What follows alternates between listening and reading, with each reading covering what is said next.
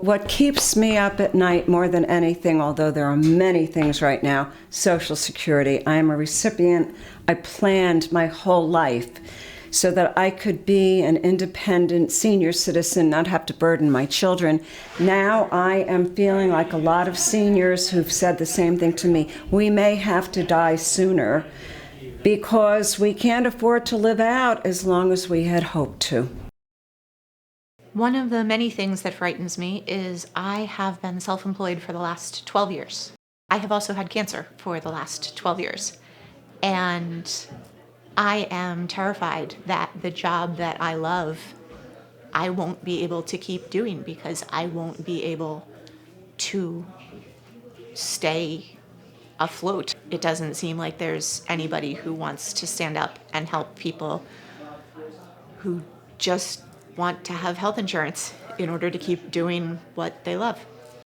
So I'm personally affected by the administration right now, how they're approaching and really targeting the transgender and LGBTQ community.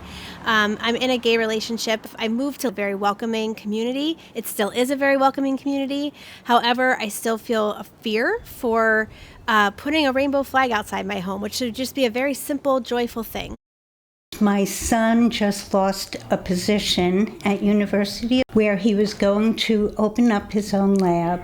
And 2 days after his interview, all NIH was taken from all the schools, and now he has no position. President Trump wants us to abandon the world order that people like my grandfather, who joined the army in 1944, helped to build.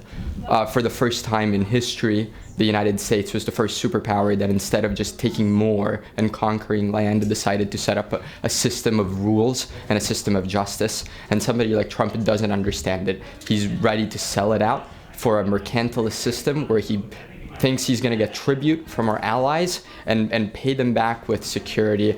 And that's not how it works. That's not what America stands for, and that's not what we want to see. As a mom and as a former teacher and somebody who taught U.S. history, I think the loss of democracy that I'm seeing, the loss of the people's voice in our country, the falling apart of our checks and balances system and having so much power in the executive branch will lead to a new world that I won't recognize, and I am scared for the children that I taught, and especially for my own children. The systematic dismantling of the rule of law and just not following procedures. This is at the root of like every problem I'm having with this administration. And for example, Social Security. My father's in his 90s, he has dementia. My mother's in her late 80s, she has diabetes. I have a friend whose 14-year-old daughter just lost her father. Are her Social Security survivorship benefits going to be lost or delayed? They need these things to live. Government is not a business. Government is a stewardship for us, we the people. I'm really worried about the move toward autocracy. We just had a situation where President Trump declared that he could decide on his own that certain people were criminals and deport them to a harsh, terrible prison in El Salvador without any due process whatsoever. And people can think that's fine because they think they're criminals, but who decided that they're criminals? We don't know that they're criminals. And then he made a quick reference to saying, oh, maybe we should just do that with people who are protesting at Tesla dealerships. That's very, very scary. There's no due process. And then he actually defied a court order to stop the flights. That is very scary to me. Well, I am a senior citizen. I've paid into Social Security for well over 50 years. We depend on it on a monthly basis for our mortgage and other expenses. And I literally have been waking up at night. And I know I join a lot of other people who have those same, millions of people who have that same concern. I'm afraid of the environment that this regime is creating. This is an environment that will empower extremists who don't like some of our views to pick a fight and possibly harass and even physically harm me and my family.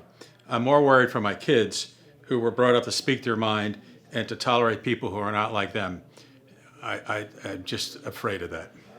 The one thing that keeps me up at night is the fear of becoming immobilized, the fear that everything that they're throwing at us will get me so pulled in so many directions that I won't be able to do anything.